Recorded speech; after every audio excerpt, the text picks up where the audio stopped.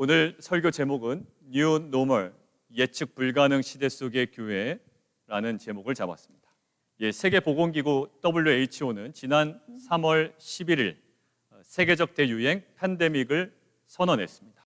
팬데믹 이후에요, 우리가 직면하는 두 가지 현상이 있습니다. 우리 화면을 보시면요, 하나는 New Normal이라는 현상이고요, 또 다른 하나는 예측 불가능이라는 현상입니다.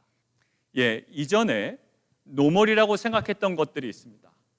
예전엔 이것들이 노멀이야 라고 생각했던 것들에 균열이 막 가기 시작했습니다. 그리고요, 새로운 노멀, 즉 뉴 노멀이 속속 등장하고 있습니다. 예전에는 예배당에서 드렸던 예배가요, 지금 저희 교회만 하더라도 각 가정에서 온라인으로 예배를 드리고 있습니다. 교실에서 진행되던 수업이요, 온라인에서 진행되고 있습니다. 이것 때문에 줌과 같은 온라인 교육, 또 회의 시스템과 또 다양한 콘텐츠 사업이요, 급격하게 확장되고 있습니다. 유망 직종에 대한 순위도 막 요동치고 있고요, 계속 재편돼 가고 있습니다. 비대면 스마트 병원, 그리고 AI 진료 시스템에 대한 연구가요, 계속 구체화되어 가고 있습니다. 개인 위생에 대한 관심이 굉장히 높아지고 있고요, 국가적으로는 빅데이터를 통한 전염병 예측 시스템들이요, 계속 구축되어 가고 있습니다. 예전에는 노멀이 아니었어요. 그런데 이제는 새로운 그것을 노멀로 인식하게 되고 또 수용하게 되는 뉴 노멀의 시대를 지금 우리는 살아가고 있습니다. 자, 그리고 두 번째는요, 예측 불가능한 시대라는 거예요. 사실 팬데믹 이전에도요, 우리가 예측 가능한 시대를 살았던 것은 아닙니다. 그런데 지금은 예측 불가능한 정도나 강도가요, 더 높아졌어요. 우리 교회만 하더라도 2020년 부활주일에 침례식이 목회 일정에 있었습니다. 그런데요, 그 일정을 계획한 지 2개월이 지나지 않아서 바로 취소가 됐어요. 3월에는 유스그룹의 리트릿이 예정되어 있었습니다. 그런데 그것도 취소됐습니다. 그리고 여름에는요, 우리 주총회에서 계획한 썸머 캠프에 우리 자녀들을 참석시키려고 했다고요. 그런데 그 역시 취소됐습니다. 비즈니스를 운영하는 성도님들도요, 연초에 사업 계획이 다 있으셨다고요. 그런데 지금쯤이면 상당 부분 많이 벗어나 있는 현실을 그들이 직면하고 있습니다. 결국 지금은 어떤 시대라고요? 뉴 노멀의 시대예요. 그리고 예측 불가능한 시대라고 우리가 말할 수 있습니다. 이러한 시대적 상황 앞에 우리가 신앙인인데 그냥 마냥 잘 되겠지 하는 여유로운 태도를 유지하고 있을 수만은 실은 없습니다. 가정이든 사업이든 직장이든 교회 사역이든 우리는 또다시 예측을 해야 되고요, 새로운 계획과 전략을 세워 나가야 됩니다. 실제로 많은 기업들뿐만 아니라 실제로 많은 교회들도 그래 하고 있고요, 심지어 많은 가정에서도 많은 변화를 계속 추구하고 있는 현실입니다. 자, 그렇다면 뉴 노멀의 시대, 그리고 예측 불가능한 시대를 살아가는 우리 성도들에게 필요한 그 복음적 태도는 무엇인지 오늘 본문을 통해서 우리 함께 나눠보려고 합니다. 첫 번째는 이겁니다. 분석과 계획보다 말씀이 핵심입니다 라는 거예요. 자, 오늘은 베드로가 지금 옥에 갇혀 있습니다. 만일 그가 스스로 탈옥을 위해서 계획을 세운다고 한번 생각을 해보시겠어요? 자, 탈옥 성공을 위해서 베드로가 고려해야 할 사항은요, 한두 가지가 아닐 거라고요. 자, 지키는 자는 몇 명인지, 그들이 소지한 무기는 무엇인지, 교대 시간은 언제인지, 통로는 어디로 연결되어 있는지, 문은 몇 개인지, 중간에 장애물은 없는지, 여러분들 생각하면 생각할수록 확인하고 고려해야 될 리스트는요, 계속 증가할 거라고요. 자, 지금 베드로에게 감옥이라는 상황은 두 개의 단어로 딱 설명할 수가 있습니다. 하나는요, 뉴 노멀이에요. 왜냐하면 감옥이라는 상황은 한 번도 자신에게는 노멀인 적이 없었어요. 베드로에게는 뉴 노멀이에요. 그리고 다른 하나는요, 예측 불가능이에요. 어느 것 하나 제대로 파악할 수 없는 예측 불가능한 환경이 바로 그 감옥이기 때문입니다. 그런데요, 이상하게도 베드로는요, 이 뉴 노멀과 이 예측 불가능한 환경을 벗어나기 위해서 어떠한 시도도 계획하지 않아요. 만약에 베드로가요, 탈옥을 계획했다라면 띠도 띠고요, 신발도 미리 신고 있었을 거예요. 자, 그런데 오늘 베드로 보세요. 그는 단지 잠자기에 딱 좋은 아주 간편한 복장으로 곤히 잠들어 있습니다. 결국 뭘까요? 베드로는 탈옥의 계획이 없었다라는 거예요. 설사 베드로가 치밀한 계획을 세웠다 한들 저는 생각합니다. 저는 베드로가 실패했을 거라고 저는 생각해요. 왜냐하면 쇠사슬을 어렵사리 풀었더라도 아마 옥문은 열지 못했을 거예요. 그리고 옥문까지 만약에 열었다 하더라도 2, 3중으로 감시하고 있는 파수꾼들을 통과하기에는 아마 어려웠을 거라고요. 근데 운이 아무리 좋아도 파수꾼을 통과했다 하더라도 10절에 표현된 꿈쩍하지 않을 그 쇠문 앞에서는 절망하고요, 다시 체포되었을 거예요. 그런데 탈옥에 대한 의지와 계획조차 없었던 이 베드로에게 어떻게 한 번의 물리적 위기도 없는 완벽한 탈옥이 가능하게 되었을까요? 7절을 한번 보세요. 주의 사자를 통하여 급히 일어나라 라는 말씀이 임했죠. 그리고 그 임한 말씀에 반응한 베드로의 손에 묶여 있었던 쇠사들이 저절로 풀려버립니다. 자, 잘 생각해 보세요. 쇠사슬이 벗겨지게 된 것은 물리적인 힘이나 어떠한 도구 때문이 아니었습니다. 주의 사자를 통해 임한 말씀 때문이었다고요. 자, 그러고 보니까 오늘 주의 사자를 통한 말씀이요, 중요한 단계마다 등장합니다. 8절이에요. 보시면 띠를 띠고 신을 신으라는 말씀이 있습니다.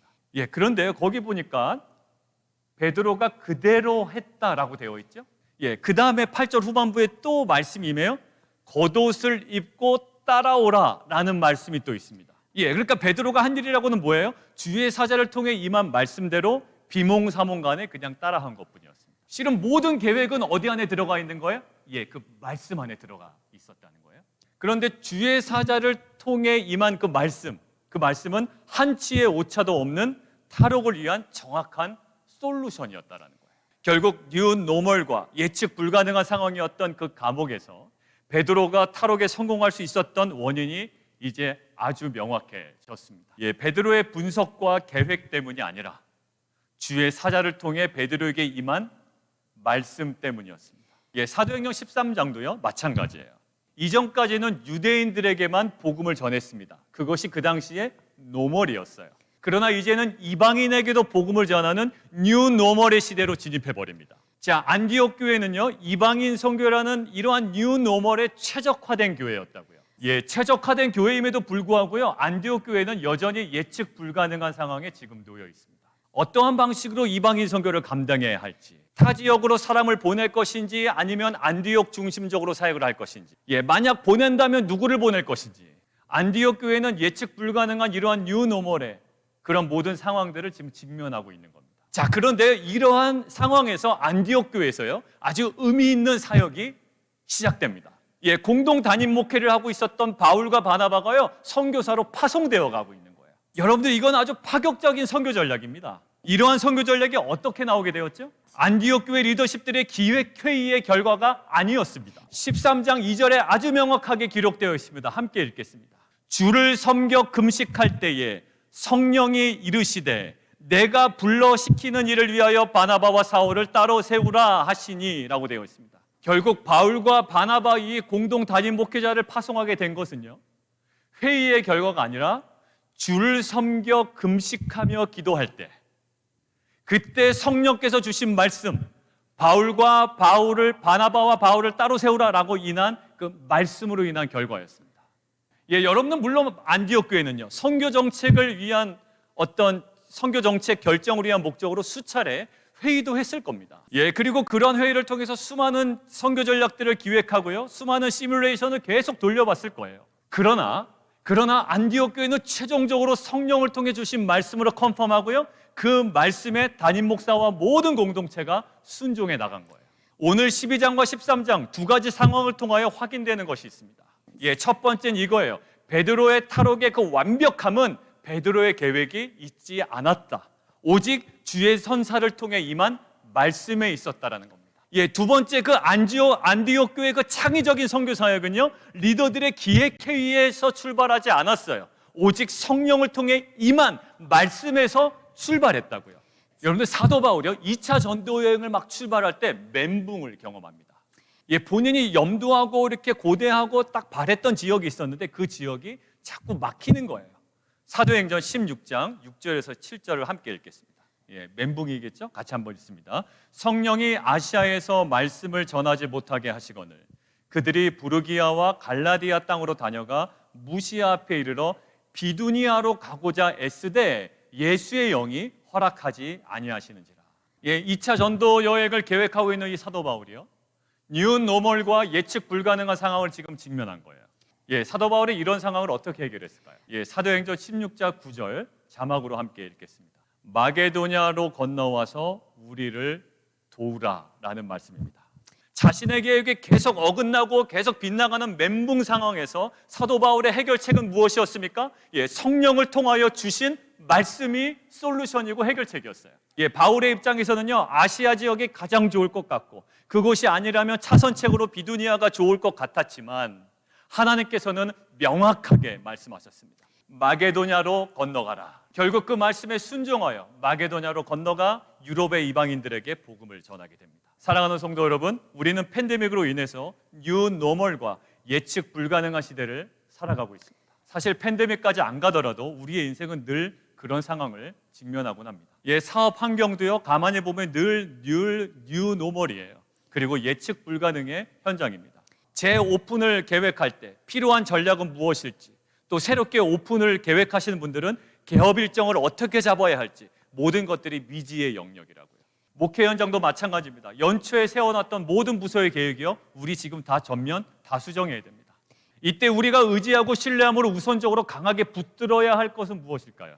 경제연구소의 분석 자료도 아니고요, 미래학자들의 예측도 아닙니다. 이 세상을 창조하신 말씀, 그리고 창조된 만물을 견고하게 붙들고 지금도 운행하고 계시는 하나님의 말씀인 줄 믿습니다. 각 가정의 모든 우리 가장분들, 그리고 우리 사업과 교회 사역과 텐트의 모든 리더분들, 이러한 뉴 노멀의 시대와 예측 불가능한 시대 속에 단지 관망하는 자들이 되지 않아야 됩니다.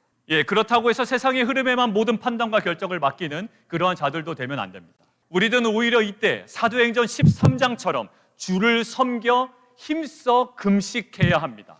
그리고 성령을 통해 들려주시는 말씀 앞으로 더 가까이 나아가야 합니다. 치열하게 고민도 하고 회의도 해야 됩니다. 그러나 결국 모든 결정의 마지막 자리는 기도와 말씀의 자리가 되어야 할 줄 믿습니다. 이렇게 모든 성도님들이 성령의 인도하심을 받고 말씀 앞으로 더 겸손하게 나아간다면 뉴 노멀의 시기와 예측 불가능한 시기는 우리에게 두렵고 불안한 시기가 아니라 하나님의 말씀이 성취되는 것들을 목도하게 되는 은혜의 때가 될 줄 믿습니다.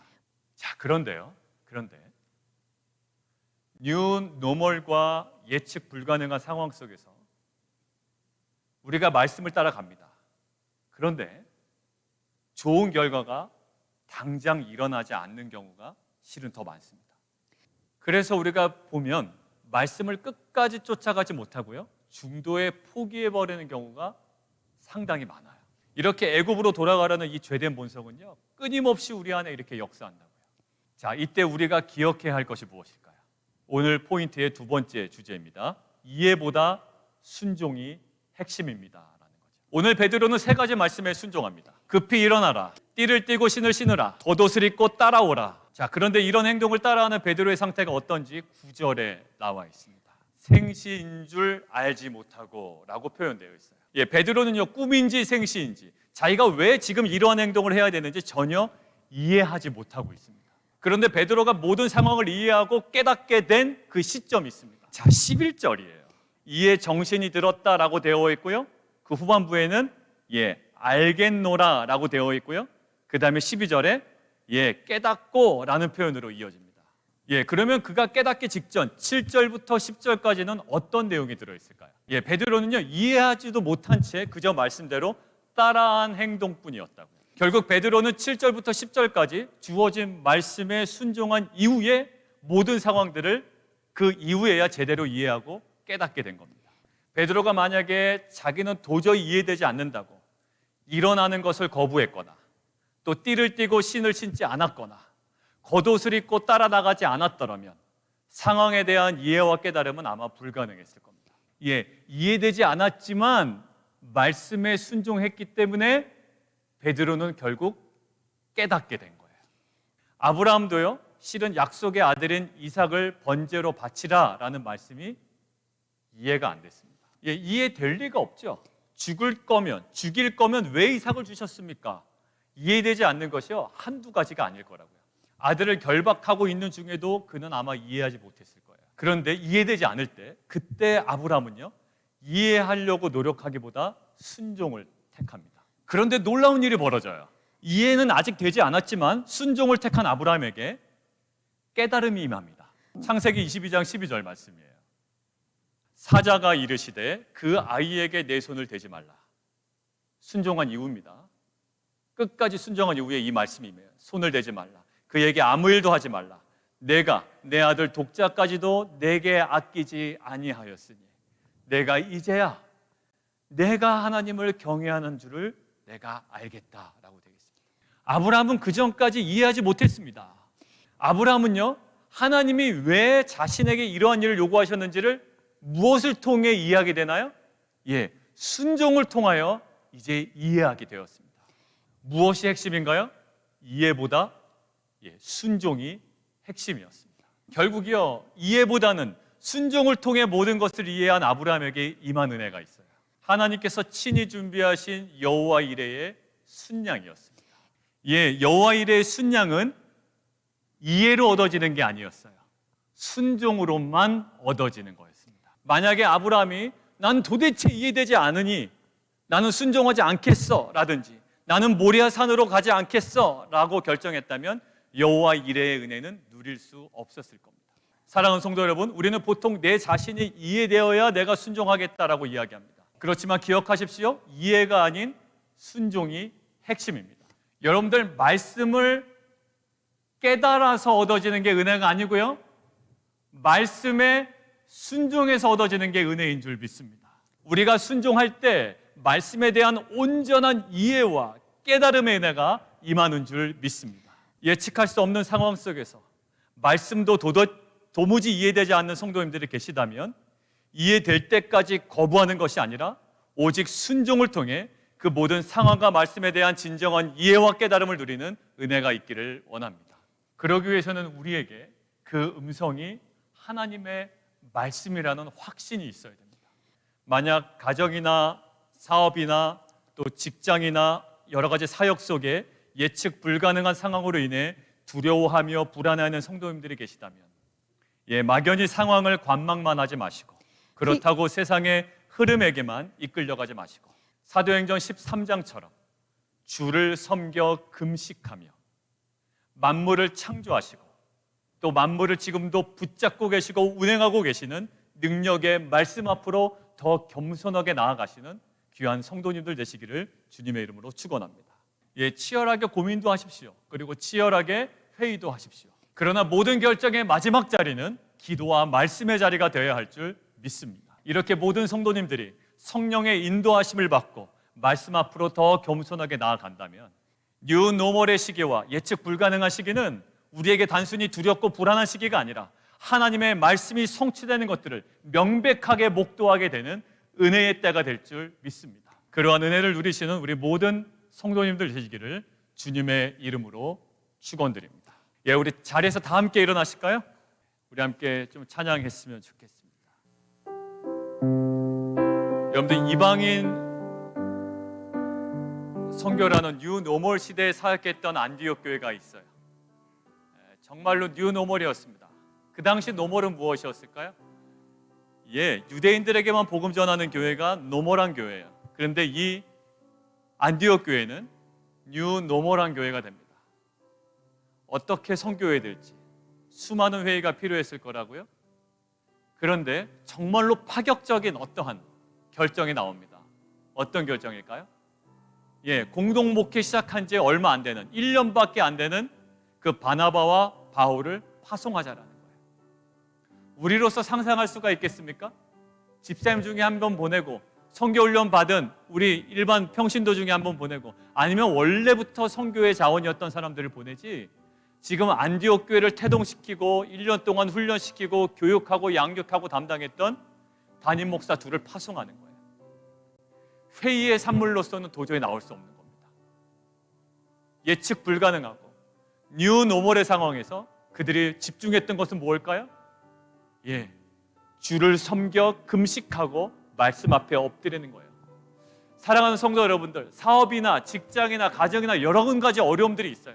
근데 우리는요, 말씀 앞에 거하기보다 그것들의 전문가를 찾아가거나 학자들을 찾아가거나 또 경영 전문가를 찾아가거나 아니면 여러 가지 네트워크를 찾아가거나 너무나도 바쁩니다. 그런데 우리가 정말로 이 만물을 창조하시고 만물을 붙잡고 계신 그 능력의 말씀 앞으로 나아간다면 우리의 모든 세상적인 고민보다 하나님께서 주시는 은혜의 그 섭리의 그 모든 것들을 목도하는 귀한 은혜의 시간이 될 줄 믿습니다. 오늘 찬양은요, 주 말씀 향하여 달려가리라.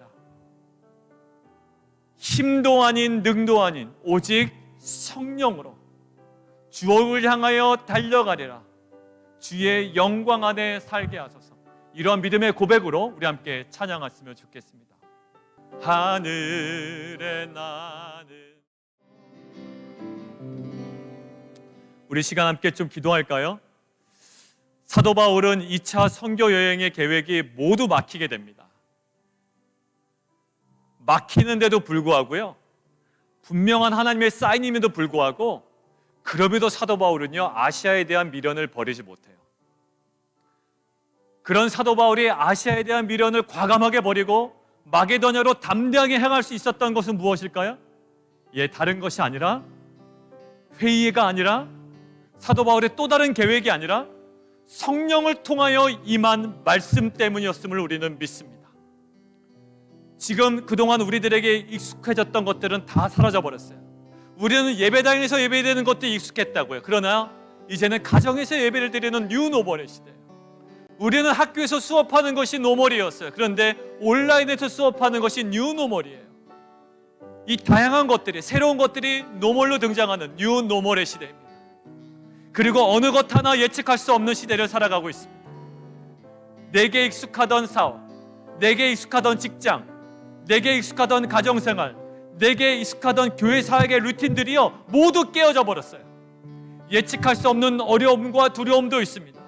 그래서 당황하게 되고요, 스스로 고민하게 되고요, 함께 회의도 하고요, 계획과 대안과 전략들을 세워놓습니다. 그런데 그것이 우리에게 진정한 솔루션은 되지 못한다는 것 우리는 인정해야 돼요. 그 어떠한 계획과 분석이 소용없다는 것이 아닙니다. 우리에게 더 중요한 자리가 있다는 거예요. 그것은 만물을 창조하시고 만물을 지금도 강하게 붙들고 계시는 능력의 말씀 앞으로 우리는 나아가야 됩니다. 그리고 그 말씀이 임했다면 아브라함처럼 이해되지 않더라도, 바울처럼 이해되지 않더라도, 안디옥 교회 성도들처럼 이해되지 않더라도 순종의 결단으로 나아갈 줄 믿습니다. 우리가 순종해야 그때서야 여호와 이레의 은혜가 발견됩니다.